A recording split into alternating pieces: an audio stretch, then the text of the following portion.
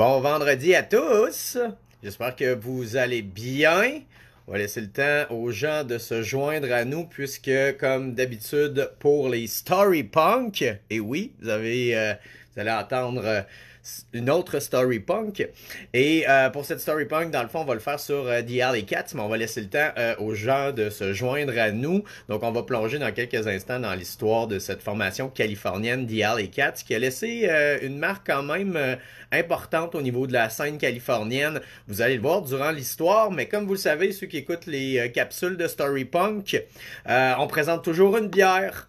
Et cette semaine, c'est une bière bien spéciale que je vais vous présenter parce que c'est de la microbrasserie La Forge du Malte, que je salue, mes amis de la microbrasserie La Forge du Malte, surtout mon ami Mike Tremblay. Et c'est pas n'importe quelle bière que j'ai choisi. J'ai choisi celle pour sa 300e émission. Bien sûr, un incroyable podcast qui s'appelle le Super Matozoïde. C'est animé par Mike Tremblay, donc que je salue. Et ça, c'est sa 300e émission. Donc, il a fait une bière spéciale qui est une double NEPA, 7,7%. Donc, à déguster tranquillement. C'est quand même une bière forte. Ceux qui le savent, je suis un maniaque des NEPA, des IPA doubles. Et même, j'ai déjà bu des triples IPA. Pour ceux qui ne le savent pas, la microbrasserie Les Forges du Malte est située à Trois-Rivières. Si vous avez un road trip à faire, je vous conseille fortement de vous déplacer, aller les voir. C'est vraiment une bonne microbrasserie. Leurs produits sont assez exceptionnels et vous allez avoir un accueil A1. Tout le staff là-bas est incroyable. Mike, je te salue. Je sais que ça fait quand même quelques temps de la 300e, mais je te félicite encore une fois. C'est quelque chose. J'anime Prescription Punk Rock depuis maintenant 12 ans. On est dans nos célébrations du 12e anniversaire de Prescription Punk Rock. Mais 300 émissions, c'est quelque chose, ça demande beaucoup de travail pour ceux qui le savent pas. Donc, je le sais que tu t'investis incroyablement. Donc, salut tout le monde, John Smith. Salut, man. Suzy, merci. Pour ceux qui n'ont pas vu passer la nouvelle, je pense que vous l'avez pas mal toutes vu. Je vais être père d'un petit garçon, donc un mini bed qui s'en vient. Un mini DJ Punkcast bed. Est-ce que c'est une bonne chose ou une mauvaise chose pour l'humanité? Je crois que ça en est une excellente. On est bien content de la nouvelle, moi puis ma blonde, et bien sûr les enfants, ce qui a grandi notre famille à 4 enfants et 2 adultes, donc on va être 6. Ne vous en faites pas pour nous, on a de l'espace en masse ici. On a un 7,5, donc on est content d'accueillir cette petite merveille-là. D'ailleurs, j'aimerais dire à mon amour que je l'aime d'un amour infini. Merci, t'es la femme de ma vie, puis je sais que tu travailles fort là, à monter la chambre de petits bouts et que moi, je manque de temps parce que avec tous les projets et le travail et j'ai recommencé un cours justement en ce moment. Donc, faut que j'étudie. Donc, je travaille fort. Donc, merci. Ceci dit, on va déboucher cette excellente bière parce que d'un, c'est vendredi et de deux, je le sais que pour beaucoup de monde, ça a été une semaine de mauvaises nouvelles au niveau de l'actualité. Donc, on va vous changer les idées. Oubliez ça. On plonge dans une histoire qui est vraiment intéressante d'une formation qui s'appelle The Alley Cats. Et comme je vous dis, vous allez voir, là, il y a beaucoup de punch dans l'histoire. C'est vraiment intéressant comme histoire. Donc, on est bien content de vous présenter cette formation-là.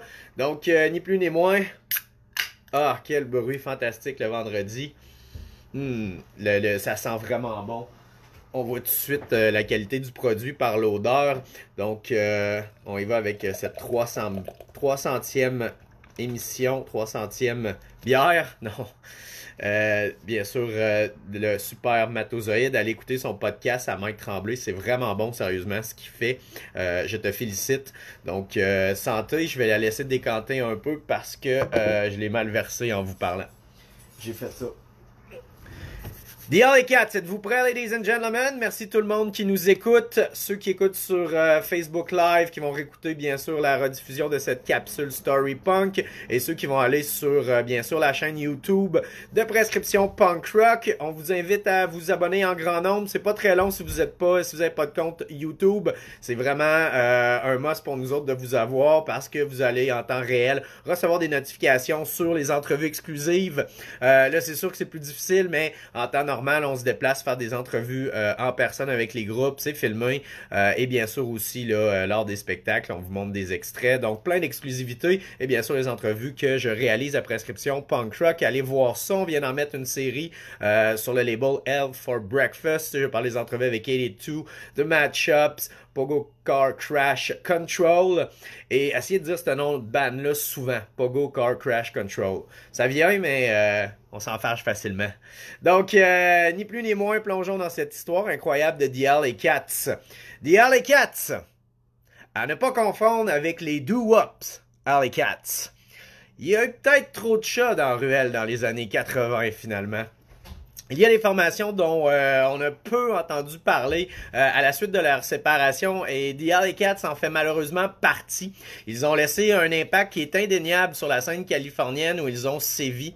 La formation a vu le jour en 1977, soit 4 ans après Televisions, 1 an après The Weirdos et Black Flag. Pourquoi je mentionne ça? C'est des capsules Storypunk qu'on a faites sur ces formations-là, donc je vous situe un petit peu dans le temps, on est en 1977. Le groupe est formé du couple que forment Diane Chai et Randy Stodola. Et c'est ça, avec le drummer John McCarthy, ça forme le trio.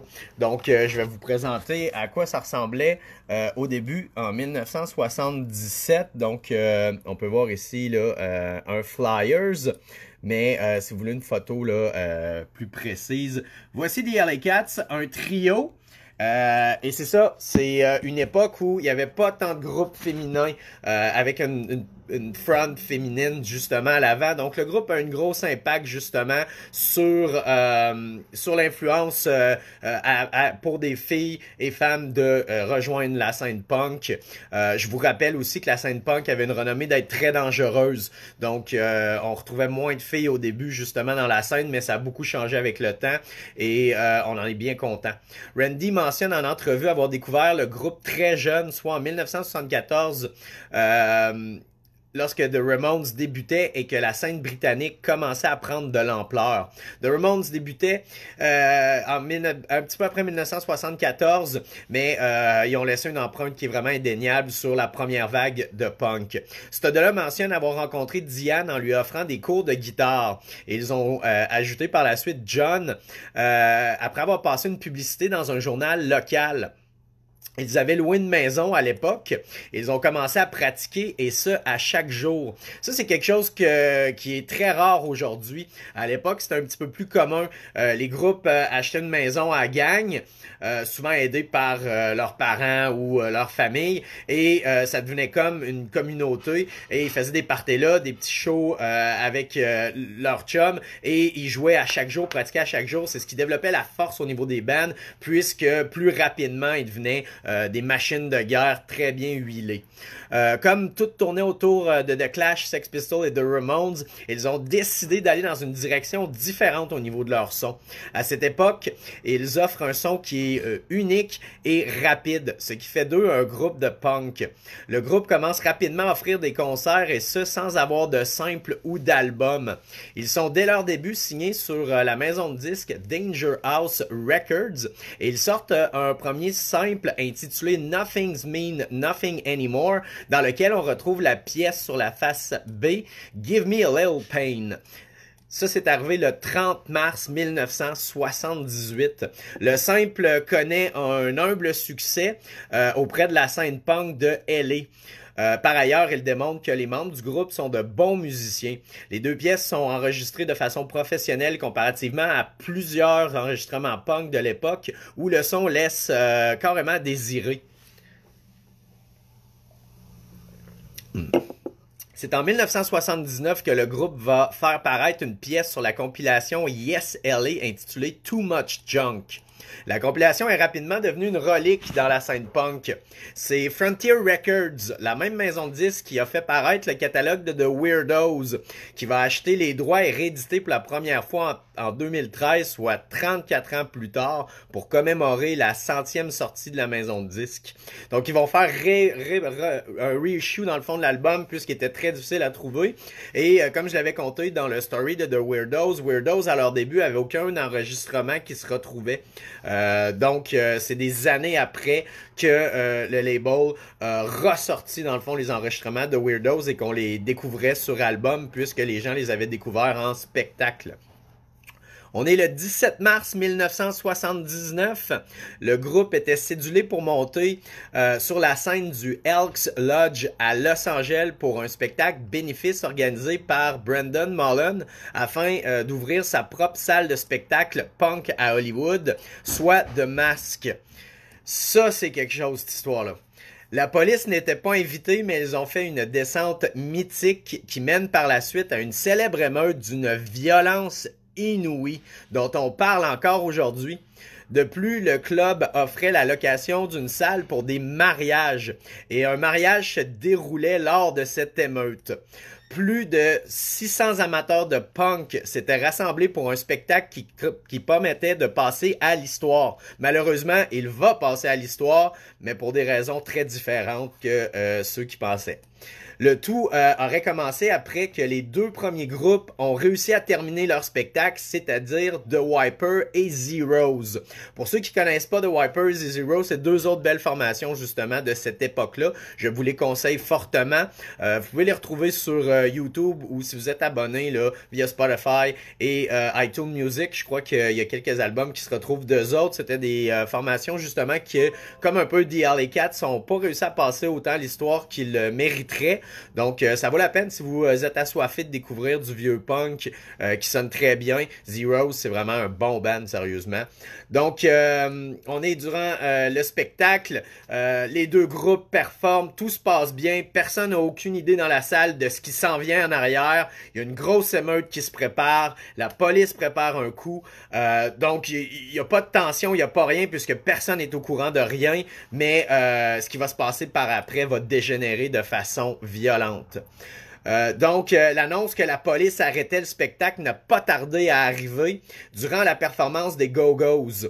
Il y a un documentaire qui s'en vient sur The Go-Go's, qui est une formation vraiment extraordinaire, féminine, qui a vraiment beaucoup marqué l'époque et qui a eu beaucoup de succès par la suite. Donc, Go-Go's n'ont joué que quelques chansons. Randy et Diane, bien sûr de la formation The Alley Cats, étaient dans les escaliers à l'entrée quand la police, armée de matraques et munie de leur armure, ont attaqué sauvagement les punk rockers et les personnes qui assistaient au mariage. Ils ont eu le temps de quitter et sortir via le backstage.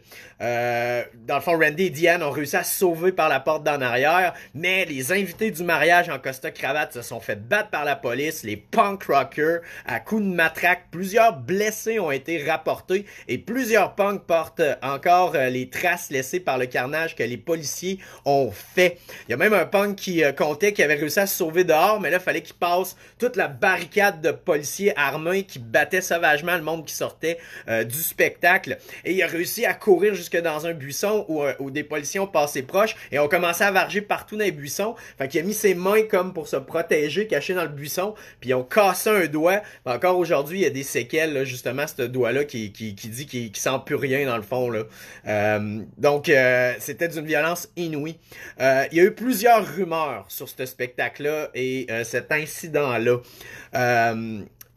En tout cas, il y a une des rumeurs qui circule selon laquelle que le LAPD aurait effectué la charge aussi armé parce qu'il se serait préparé avant, puisque c'est pas la première fois que les policiers débarquaient dans un spectacle punk pour battre les punks. Il y avait une grosse guerre entre les punks et les policiers, et plusieurs soupçonnaient aussi les policiers de passer des crimes sur le dos des punks qu'ils n'avaient pas commis. On est à Los Angeles, on est à la fin des années 70, il y a une révolution dans l'air, le mouvement punk vient d'arriver, donc ça a débuté beaucoup dans la violence, et d'ailleurs il y a beaucoup de groupes comme Black Flag qui se sont retirés de la scène à un moment puisque c'était beaucoup trop violent et un moment donné ils voulaient pas être les leaders de cette violence-là qu'ils voulaient pas créer dans le fond.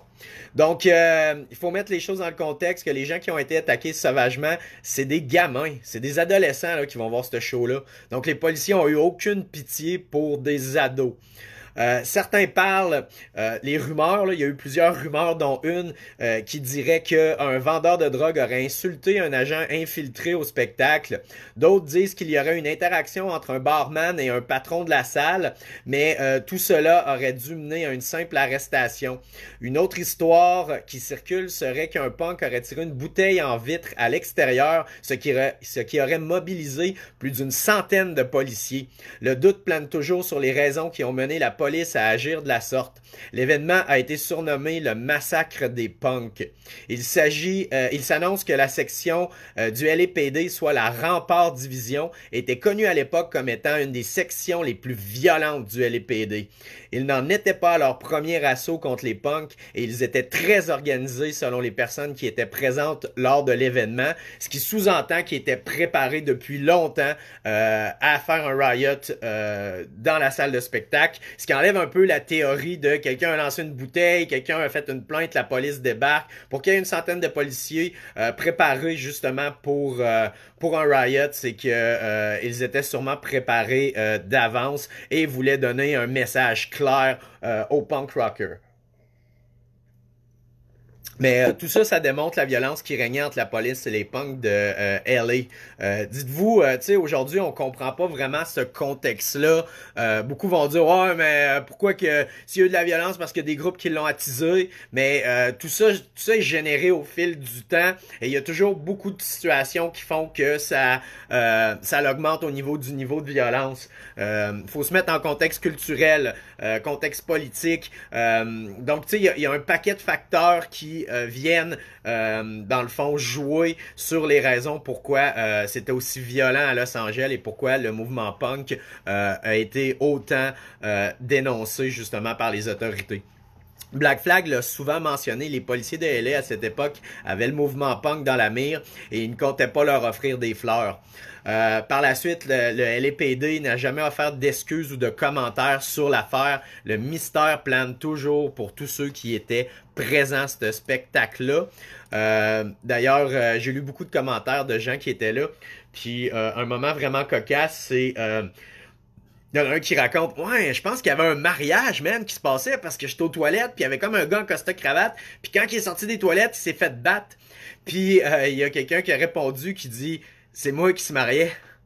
Puis il dit, on va s'en souvenir jusqu'au restant de nos jours. Il y a des invités qui ont été marqués à coups de matraque. Un mariage, tu sais.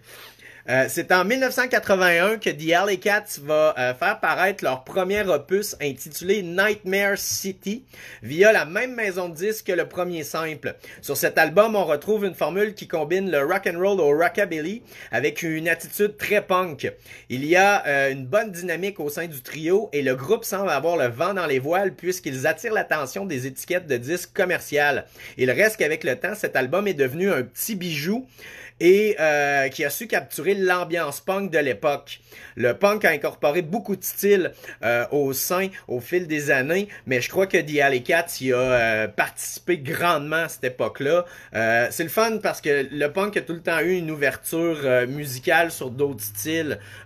C'est pas toujours le contraire. Je donne par exemple la scène métal, c'est plutôt rare que les metalheads vont être aussi des punk rockers, vont adorer le punk rock, mais le contraire est quelque chose qui existe un peu plus. Quoique, tu sais, avec le hardcore, il y a beaucoup de metalheads qui patauchent dans le mouvement punk aussi. Je veux pas généraliser, mais les punks ont une grande ouverture d'esprit, c'est reconnu, et ça dès le début du mouvement. Donc, le groupe participe au film Our Music War en 1982. Le film britannique, ça va être un amalgame de spectacles de différents artistes de la scène punk et New Waves. On peut voir The Alley Cats performer les deux chansons suivantes, soit Nothing's Mean Nothing Anymore et Too Much Junk.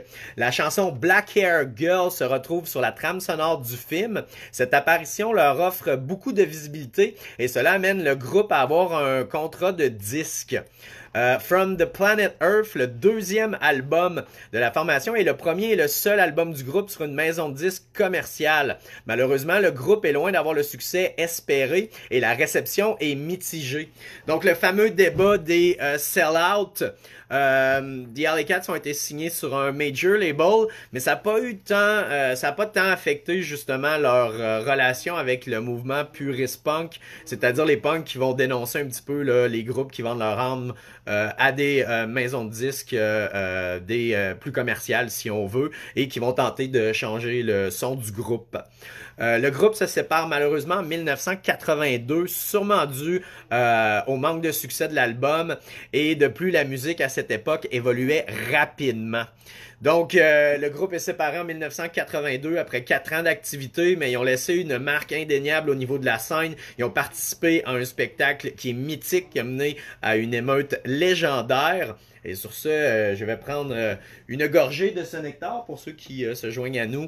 Je suis en train de boire la 300e, bien sûr, des Forges du Malte, 300e du podcast Le Super Maltozoïde, excusez. C'est vendredi, j'ai une grosse semaine. C'est une bière podcastique, une double n'est pas, comme je le disais, à 7,7%. 60 IBU, c'est une canette de 473 millilitres. Ça se retrouve un peu partout. Je vous la conseille fortement. Je vous conseille d'aller faire le road trip jusqu'aux Forges du Malte du côté de Trois-Rivières. Et j'en profite par la même occasion pour saluer mon frère Sébastien qui reste du côté de Trois-Rivières. Donc, est-ce que c'est la fin de The Alley Cats en 1982? Qu'est-ce qui se passe pour la formation? Et oui, The Alley Cats vont renaître de leur cendre tel un phénix en 1985, mais sous un nouveau nom, soit The Zarkons. Oh! Ils ont joué la carte de se dire, si on revient, on va changer de nom. Ce qui crée une confusion beaucoup. À cette époque-là, il n'y a pas Internet. L'information est partagée beaucoup moins rapidement. C'est beaucoup du bouche à oreille. Donc, avant que les gens comprennent que The Zarkons sont les 3 mêmes personnes que The Alley Cats, c'est quand même assez long. Donc, ça joue un peu en défaveur de la formation. Donc, Randy Stodola a expliqué en entrevue pendant le Big Pete Markovitz Suburban Rebel podcast qu'il avait eu quelques années auparavant la folle idée de changer le nom du groupe sur chaque album. C'est peut-être pas la meilleure décision au monde. Folie artistique, je respecte ça. C'est cool, ça en prend. Mais si je serais gérant de la formation, j'aurais pas été en faveur de cette décision-là, puisque, comme je le mentionnais, ça crée beaucoup de confusion au niveau des fans. Et comme c'est super rapide, le monde de la musique, vaut mieux rester dans l'actualité tout le temps sous le même nom que de créer une confusion et que ça prenne quelques années avant que les gens comprennent et apprennent à connaître la formation. Et dans le cas d'Hier les Cats, comme se sont séparés précédemment, la formation devait être au courant que ça pourrait peut-être ne pas durer longtemps, cette nouvelle aventure qui est The Zarkons. C'est pour cette raison que le groupe change de nom en 1985 afin de partir à neuf.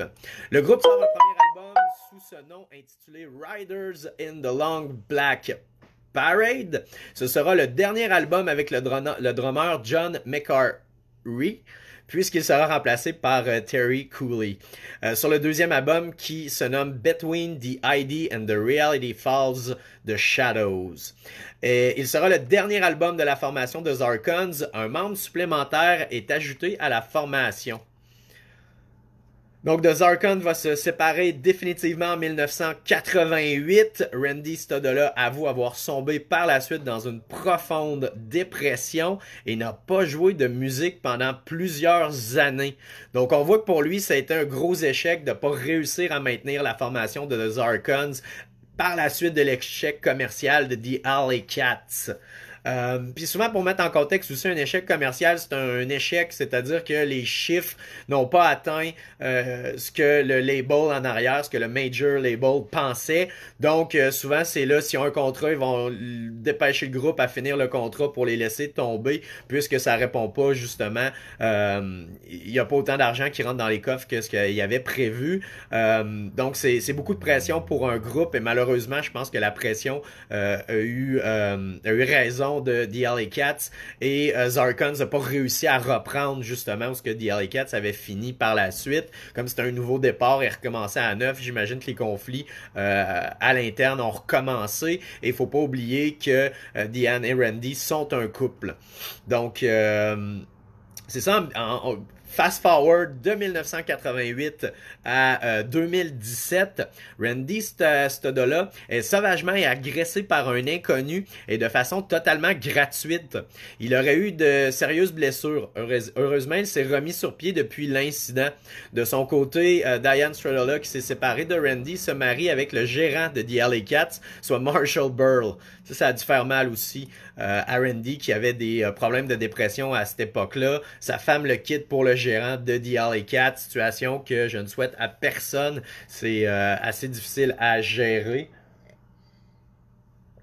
D'ailleurs, Diane Stodola serait maintenant une agente de voyage. J'ai peu d'autres informations là sur ce qu'elle est devenue par la suite. Donc, ce qui est pour John McCarthy, il y a peu d'informations là à savoir ce qui est devenu par la suite. Donc, si vous connaissez des informations à savoir ce qui est arrivé à John McCarthy, gênez-vous pas de les mettre dans les commentaires. Je vais pouvoir l'ajouter. Donc, plusieurs d'entre nous ont entendu parler du groupe via la pièce 13 Stitches de la formation NoFX. La chanson se retrouve sur leur album The War on Errorism. Fat Mike, chanteur de la formation, raconte un spectacle qu'il avait vu jeune de The Alley Cats. Tout le monde dans la foule se foutait des Descendants car ils attendaient le spectacle The Alley Cats. Il mentionne que les Descendants avaient été le groupe à l'époque le plus rapide qu'il avait vu. Donc le 17 octobre 2017, une compilation par The Alley Cats voit le jour sur le nom 1979-1982 Anthology. Qui paraît sur la maison de disques Laugh.com et Time Coast Music. L'album comprend un DVD qui inclut 5 vidéos de la formation californienne. Il n'y a aucune pièce par The Zarkons, seulement 10 pièces, par The Alley Cats. La formation effectue un retour sous le nom The Alley Cats en 2015, mais sans deux de ses membres originaux. Ils sont remplacés par April Cady et Matt Lasky. Randy Stodola a mentionné lors d'une entrevue qu'il travaillait sur du nouveau matériel, mais il n'y a pas eu de développement de ce côté pour l'instant du groupe. Le groupe était censé offrir plusieurs spectacles en 2020, mais malheureusement, dû à la pandémie mondiale, tous les spectacles sont sur la glace. On espère les voir en 2021 ou 2022 quand la situation va revenir à la normale. Mais en conclusion, sérieusement, c'est un groupe qui a laissé une marque indéniable lors de leur court passage dans la scène punk, mais certains se rappelleront toujours des chats de ruelle. Donc, c'était l'histoire de cette formation-là, The Alley Cats, qui est devenue par la suite de Zarkons, qui a eu beaucoup de rebondissements, comme vous l'avez entendu, et qui a vécu quand même beaucoup de choses dans un court délai de temps. Je vous conseille vraiment d'aller écouter leur album. C'est si vous tripez sur le psychobilly, vous aimez un peu le vieux rock'n'roll, c'est un beau mix entre les deux avec vraiment une attitude punk du côté de Randy, chanteur de la formation. Je vous invite à aller voir bien sûr les vidéos. Donc c'est ça, une formation qui aura quand même laissé sa trace pour les punk rockers. Et ça, The Alley Cat, it only hurts the first time.